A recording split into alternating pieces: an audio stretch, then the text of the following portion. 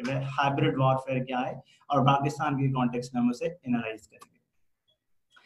आपने जो भी टॉपिक बनाना है उसके ऊपर ना एक पहले पेज के ऊपर इस तरह की एक डिटेल आउटलाइन बना लेनी है, जैसे मैंने यहाँ पे बनाई है।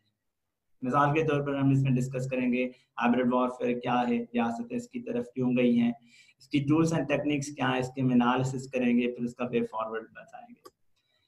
पाकिस्तान के कॉन्टेक्स्ट में हाइब्रिड वॉरफेयर की शुरुआत मार्च 2018 में शुरू होती है, जब पाकिस्तान के आर्मी चीफ अपनी स्पीच में, पीएमए काबुल की स्पीच में कहते हैं कि भाई our enemies know that they cannot beat us fair and square and have thus subjected us to a cruel, evil and protracted hybrid war. और उसके बाद पाकिस्तान में इस वॉर का डिस्कोर्स शुरू होता है और पाकिस्तान में मुख्तलिफ ये जो इश्यूज हैं सिक्योरिटी के, फॉरेन पॉलिसी के, इकोनॉमी को, उनको ब्रॉडर हाइब्रिड वॉरफेयर के कॉन्टेक्स्ट से जोड़ा जाता है।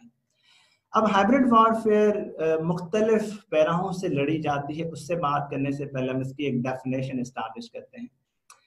आपने याद रखना है कि एग्जाम में जो भी आपने डेफिनेशन लिखनी होगी वो किसी सोर्स के साथ आपने लिखी हुई हो, क्योंकि उससे फिर पता चलता है कि आप एक सीरियस एस्पायरेंट हैं और आपने जो तैयारी की है वो बिल्कुल एक परफेक्ट मैनर में, पॉसिबल परफेक्ट मैनर में की है।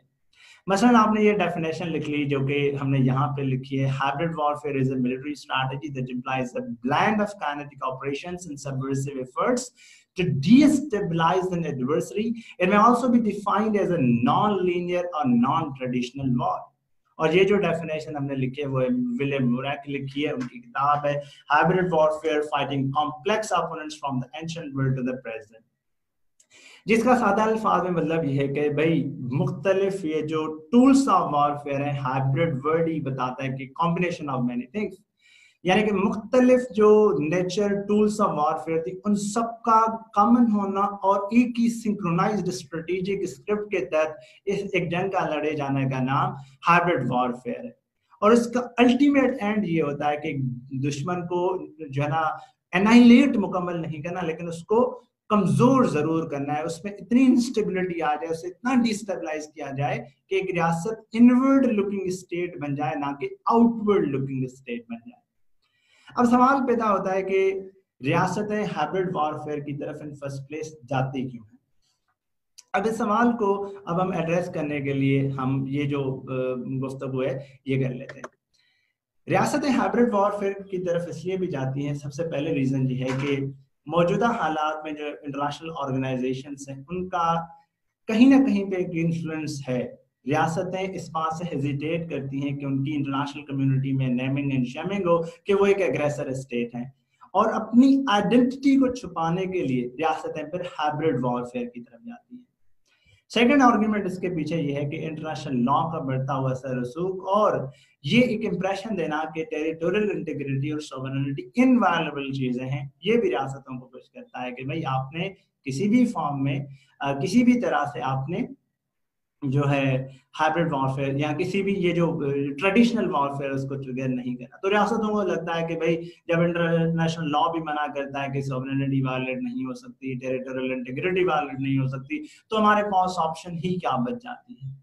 और थर्ड ये कि इंटरनेशनल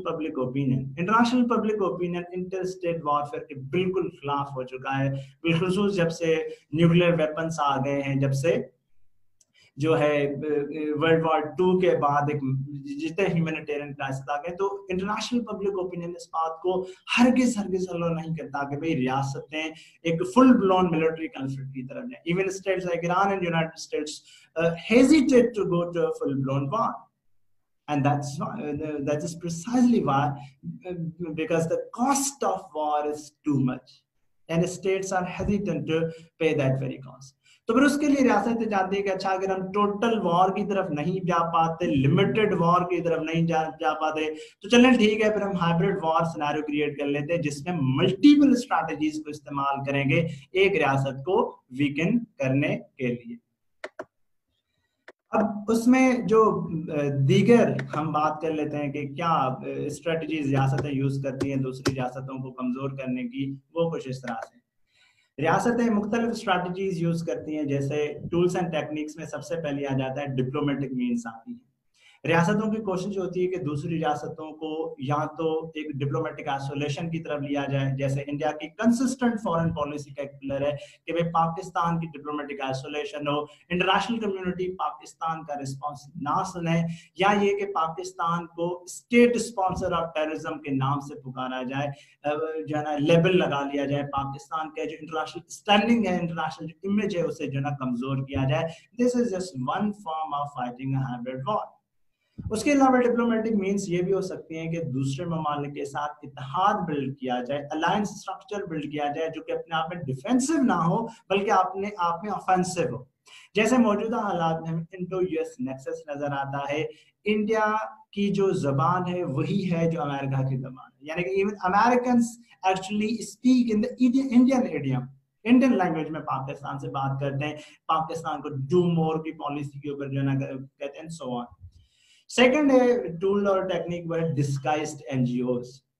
एक रियासत में मुख्तलिफ एनजीओज काम करती हैं जो कि उनका आउटर कवर तो ये होता है कि आउटलुक ये होती है कि भाई हम तो फलाई काम करने जा रहे हैं, लेकिन उनकी जो इंटरनल एक्टिविटीज होती हैं वो किसी खास डीप स्टेट के जो है ना उंगलियों पे काम करती हैं। मिसाल के तौर पर पाकिस्तान में एक एनजीओ थी सेविंग द चिल्ड्रन। इसका जो बाहर से काम हमें नजर आता था वो बच्चों को पोलियो के कतरे पिलाना था, लेकिन असल में इसका काम ये था कि उसामा बिन लादेन का जो एबटाबाद में कंपाउंड था उसकी निगरानी की जाए, वहां से बच्चों के सैंपल्स लिए गए और फिर जिसके डॉक्टर शर्फील आफरीदी जो है पाकिस्तानी जेलों में बंद भी है। तो बाद में पता चला जब की गवर्नमेंट थी, चौधरी निसार ने कहा कि भाई ये जो सेविंग द चिल्ड्रन एनजीओ थी ये तो अमेरिकन सीआईए के कहने के ऊपर काम करती थी। तो again disguised NGOs are also a tool of hybrid warfare. उसके बाद इकोनॉमिक मीन्स हो सकती हैं किसी मुल्क को कमजोर करने के लिए। मिसाल के तौर पर ईरान के खिलाफ अमेरिका की जो मैक्सिमम प्रेशर कैंपेन है उसका एक एलिमेंट यह है कि ईरान का जो ऑयल है वो ग्राउंड जीरो पे लाया जाए। पाकिस्तान के खिलाफ इंडो अमेरिकन जो हाइब्रिड वॉर है वो ये है कि सबसे पहले आईएमएफ को इस्तेमाल किया जाए पाकिस्तान के जो गर्दन है उसके गिर्द घेरा तंग करने के लिए, और ये अमेरिकन ने किया भी कि भाई Pakistan must deliver Afghan Taliban on negotiating table, otherwise we will tighten noose through IMF on Pakistan. Second economic means ये हो सकती है कि इंटरनेशनल फाइनेंशियल इंस्टीट्यूशंस को इस्तेमाल किया जाए, जैसे एफएटीएफ है पाकिस्तान को ग्रे लिस्ट में रखा गया है। उसके बाद इकोनॉमिक मीन्स ये भी हो सकती हैं कि एक मुल्क के खिलाफ ट्रेड वॉर इनिशिएट की जाए, जैसे यूएस चाइना ट्रेड वॉर हमें नजर आती है। तो इकोनॉमिक मीन्स भी एक मुल्क में जो है एक इंपॉर्टेंट टूल होती है हाइब्रिड वॉरफेयर का। उसके बाद होती है सोशली इंजीनियर्ड प्रोटेस्ट, और इन सोशली इंजीनियर्ड प्रोटेस्ट की हम बात कर सकते हैं कि भाई एक मुल्क में किसी एक इशू के ऊपर जो है ना अगर एहतजाज हो तो इंटरनेशनल सपोर्ट उससे मिलना शुरू हो जाए। जैसे पाकिस्तान में कुछ छोटे मोटे एहतजाज होते हैं तो फिर उसके ऊपर मुख्तलिफ रियासतें पाकिस्तान के रीजनल जो नेबरिंग कंट्रीज हैं उनके स्टेटमेंट आना शुरू हो जाते हैं, हालांकि उनका पाकिस्तान के डोमेस्टिक अफेयर से कोई लेना देना नहीं है। ये बिल्कुल उसी तरह से जैसे अमेरिका ने अरब स्प्रिंग इंटरवेंशन की, उसमें सोशल इंजीनियर्ड प्रोटेस्ट को कुछ को सपोर्ट किया। इनहेरेंट मकसद ये होता है कि भाई हम एक रियासत अपनी स्ट्रेटेजिक एंड्स अचीव करने ऑन द कॉस्ट के भाई बेशक अगले मुल्क में जो है इंटरनल डिस्टेबलाइजेशन भी। Last but not the least social media भी एक इम्पॉर्टेंट टूल है इस पर्टिकुलर जो है वो वॉरफेयर का, जिसमें प्रोपेगेंडा के थ्रू, फेक न्यूज के थ्रू एक स्ट्रेटेजिक नैरेटिव शेप किया जाता है ताकि दूसरे दुश्मन मुल्क के खिलाफ एक साइकोलॉजिकली जंग जीती जाए, जिसे हम साइकोलॉजिकल वॉरफेयर भी कहते हैं, मीडिया वॉरफेयर भी कहते हैं, या टॉक्सिक ट्विटर वॉरफेयर भी कह सकते हैं। उसके अलावा मुख्तलिफ दहशतगर्द तंजीमें हैं वो भी इस्तेमाल होती हैं, वो भी अलाकार होती हैं, जैसे टीटीपी इंडियन प्रोपेगेंडा के तहत चलती है, एनजीएस के तहत चलती है, और पाकिस्तान की जो इंटरनल सिक्योरिटीज के लिए मैक्सिमम कॉस्ट लेके आती है। हाइब्रिड वॉरफेयर का फिर सोल्यूशन क्या है? हाइब्रिड वॉरफेयर के यूं समझ लें कि हाइब्रिड सोल्यूशन, एक वर्ड में अगर हम इस आर्गुमेंट को बंद करें तो वो ये है कि hybrid warfare requires hybrid solution. यानी कि अगर हम इस जंग लड़ना चाहते हैं तो हमें डिप्लोमेटिक फ्रंट पे भी ये डिप्लोमेटिक ऑफेंसिव लॉन्च करना होगा, हमने इकोनॉमिक फ्रंट पे भी एक वायबल ना के फेल्ड स्टेट बनना होगा, हमने अपना मिलिट्री ये जो प्रिपेयर्डनेस है वो भी मेंटेन करनी होगी। लेकिन उन सब चीजों से बेहतर जो इम्पोर्टेंट चीज है वो ये है कि हमने डोमेस्टिक जो पॉपुलेशन है उनकी जो डिमांड्स हैं उनको बड़ा सीरियस लेना होगा, کیونکہ ایک ریاست کا سب سے بڑا ایسٹ اس کے لوگ ہوتے ہیں. اگر ان لوگوں کی فلاح بہبود نہ ہوگی تو وہ لوگ ہو سکتا ہے کہ اس ریاستی اسٹرکچر سے ہی اپنے آپ کو دور دور کر دیں. تو ریاست کی یہ کوشش ہونی چاہیے کہ لوگوں کی جو ڈیمانڈس ہیں ان کی طرف ایک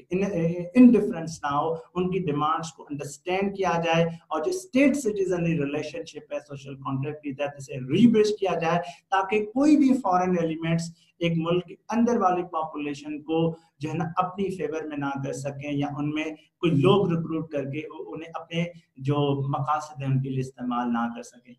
سائبر فرنٹ پہ بھی چونکہ یہ جو ہے جنگ لڑی جاتی ہے, تو ہمیں اس بنیاد کے اوپر بھی یہ جو ہے نا کام کرنا چاہیے کہ we must be prepared on all fronts. So this is all about today. This is all about what we discussed.